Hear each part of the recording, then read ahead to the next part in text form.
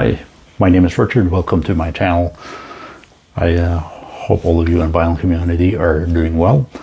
I feel like particularly tonight on a cold, kind of blistery night with the first snow falling in much of South Dakota, it is okay to be inside and think about music and vinyl community and shooting a YouTube video.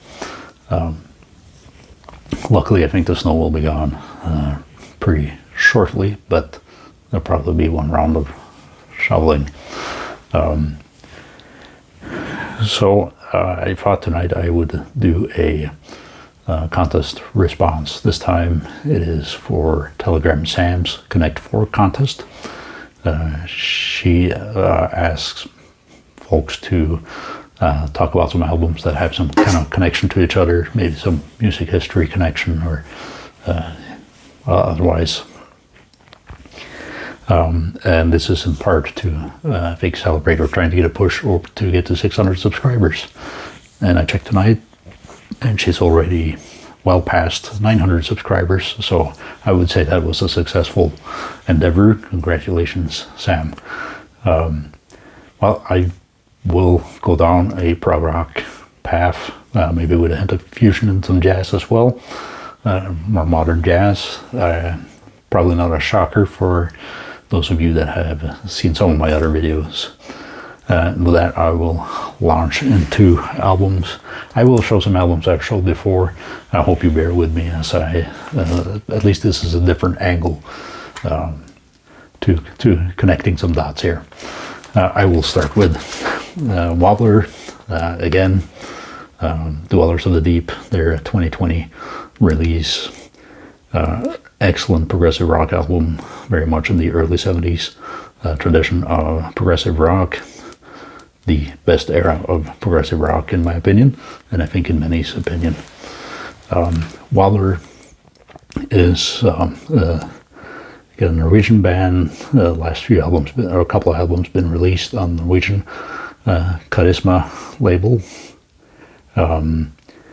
and they are now also re-releasing their first 3 albums on the Charisma label late January. They will be sold individually as well as in a box set, and they have a total of 5 albums out, but it's much spread over time. My angle with showing Wobbler in this case is really to point out that there is some wonderful Rickenbacker bass sounds on this album, and some of it to my ears, and I don't know that this is the band's intention at all, but there's a little bit of homage to Gentle Giant, and a particular album from Gentle Giant, very excellent 70s era British progressive rock band, and particularly to their album Three Friends. This is a more recent re-release by a la carte records. I highly recommend this album. You may see it with some different covers. I believe this is the US cover. And I will continue with one more showing of a Gentle Giant album. This is the album Freehand, the very recent re-release of that album.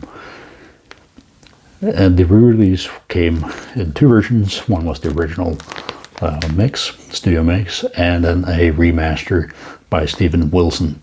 And if you're not familiar with Steven Wilson, he is a British musician, composer. He has his own musical career, both as a solo artist and with the band Porcupine Tree. He released his old last solo album this year called Future Bites, which was more of a pop album with, I think even Elton John was a guest on one of the tracks. But Steven Wilson also is very highly regarded, I would say, by many as remaster of 1970s era progressive rock. If you are familiar with the recent re-releases of Jethro Tull's music and kind of smaller CD, DVD boxes, including the very latest The Benefit re-release of Jethro Tull, which now is 50 years old this year. That's also Steven Wilson behind that. And in a moment I'll show some Porcupine Tree with Steve Wilson involved. Before I do so, I thought I'd also share this cover here is designed by Richard Evans, and Richard Evans has a few different kind of ties to the music industry. He's designed footwear, I guess, and I have to use my cheat sheet here. Footwear both used by Elton John, George Harrison, the Osmonds, Roxy Music, Rory Gallagher. He's designed numerous album covers as well for Paul McCartney, Wings, Zeppelin, Peter Gabriel, Genesis, Black Sabbath. So, had been involved with Hypnosis, the very famous outfit designing album covers, with Storm Ferguson being a very well-known name in that world.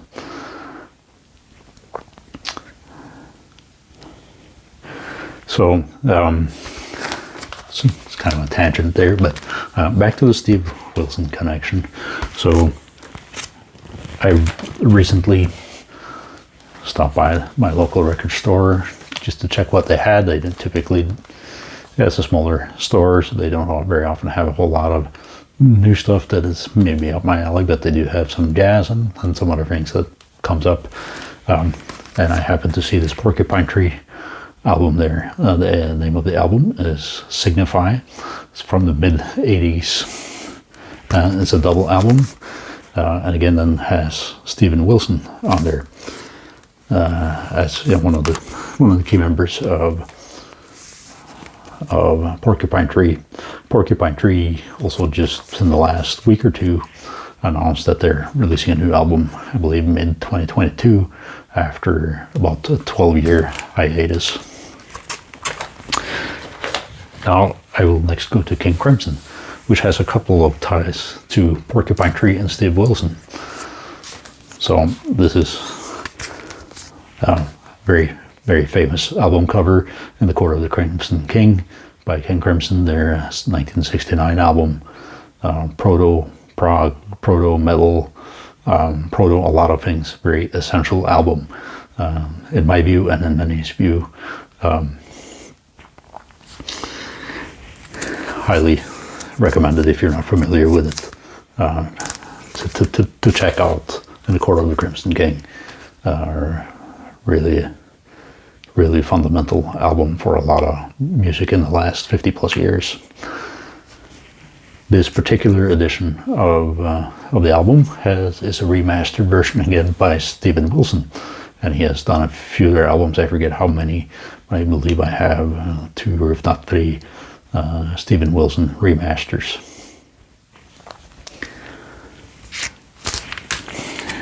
And then continuing on with some associations, and I'm going to dip a little bit into CDs, partially because some things are only out on CDs, but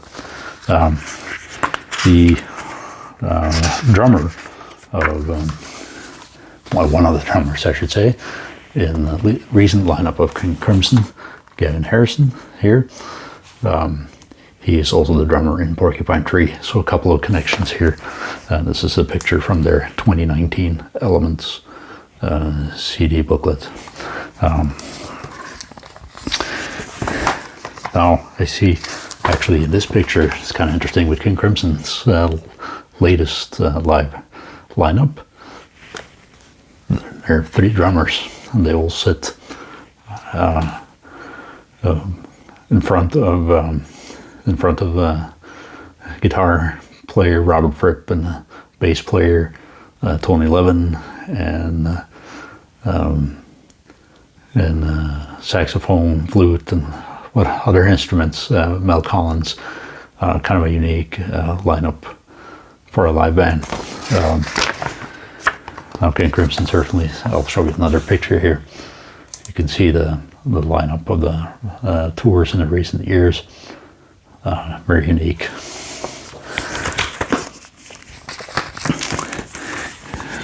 Now I'll make some other associations as well, and here it will be also dipping into some CDs, partially because the LPs would have drove me about bankrupt, and not everything I believe is necessarily available on LP. So I did mention Tony Levin. Tony Levin has played with King Crimson for decades. He's also involved in this band Stickmen. He's played with Peter Gabriel, Pink Floyd, and I'm forgetting, I don't know how many others. But this album is from I think a live performance in Japan. The Stickmen is Tony Levin on Chapman stick, and vocals Pat Mastelotto, Marcus Reuter, and Gary Husband on keyboards. This is a Moon June label record. They usually release, I think, most of their albums on only CDs. This particular album you can also get on vinyl, I believe, still. Excellent album. Also has some one nod to King Crimson on there with a version of Lark's Tongue in Aspic Part 2. One of my favorite King Crimson pieces. Now Moon June, run by, and I may butcher his last name, how he would pronounce it, but Leonard Palkovich, has a lot of interesting progressive rock and jazz music. I am still looking to obtain some more of that. I will make a brief CD detour to kind of at least mention the name of one of my favorite artists, composers, which also happened to be one of Leonard Palkovich's favorite guitarists, and I think he said second favorite, or one, something like first or second favorite, something like that. That is the Norwegian jazz, sometimes thought of as progressive as well. Guitarist Terje Rypdal from Norway. And here is my CD collection for what I have in covers. I have some in folders as well of Terje Rypdal. If you like more kind of jazz, progressive, maybe some elements of fusion, highly recommend you check into Terje Rypdal. Just a lot of really great music. I think I probably have a total of I don't know, 15, 16, 17 albums with him on, and I don't have everything. That may be one area where I'm going to be a completist someday. I'm going to quickly revisit this album. I mentioned Gary Husband on keyboards. Well, another album I picked up in the last year. This is John McLaughlin and the Fourth Dimension album. It's a live album from Ronnie Scott's Jazz Club in England. And the band here also includes Gary Husband on both keyboards and or keys and drums. This has some Mahavishnu Orchestra tunes on it, and as well as some other material. Mahavishnu Orchestra is really being one of the very key fusion bands out there. So that was kind of a whirlwind, perhaps, of connecting some dots. And I think connecting to me some very important and interesting dots in the music world. I hope you are all doing okay again, and I look forward to hopefully have some more times to watch and maybe record some more videos. in the near future. See you soon.